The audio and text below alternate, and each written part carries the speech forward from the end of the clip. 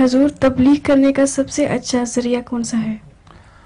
तबलीग का तो सबसे अच्छा तरीका वो है जो कुरान की ने बयान फरमाया है, मन आसनु कौलन मिम्मन दआ इलल्लाह व अमिल सालिहान, कि उससे बेहतर इंसान कौन हो सकता है जो अल्लाह के रास्ते में बुलाए, मगर इस तरह बुलाए कि खुद उसका अमल भी नेक हो।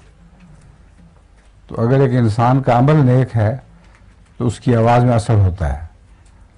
अगर अमल नेक नहीं तो जितनी मर्जी चलाकियाँ करे उसके आवाज़ में कोई असर नहीं होता। हमारे बुजुर्गों में बाज़ थोड़ी बात करने वाले होते थे, हज़रत मौलवी शेर अली साहब भी, उनकी तबलीग से लोग फ़ौरन मुसलमान अहमदी हो जाते थे। उनकी बातों में सच्चाई का असर था। तो सबसे अच्छा तरीका यह है कि सच अपने दिल में सच्चाई पैदा करो और अपने अमल में नेकी पैदा करो, फिर तुम्हारा नेक असर दूसरों पर पड़ेगा। मेरा एक लतीफ़ा भी है। हाँ हाँ। एक बच्चा स्कूल देर से आता है तो उसका उस्ताद उससे पूछता है कि स्कूल देर से आए क्यों हो?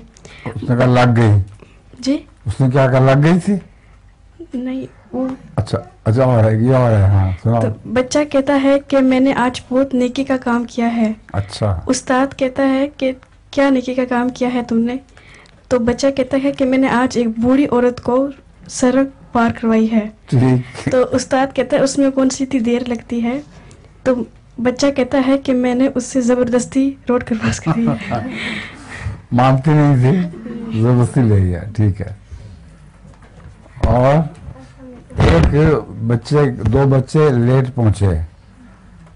एक बच्चे से पूछा कि तुम क्यों लेट आए हो? उसने कहा मैं मजबूर हूं, मेरी अठन्नी गिर गई थी रास्ते में और बहुत मैंने तलाश की, मुझे मिली नहीं, तो उसमें में देर हो गई। तो दूसरे लड़के से पूछा तुम क्यों लेट आए हो? उसने मैंने अपने पाँव के नीचे इसकी अठन्नी दबाई थी।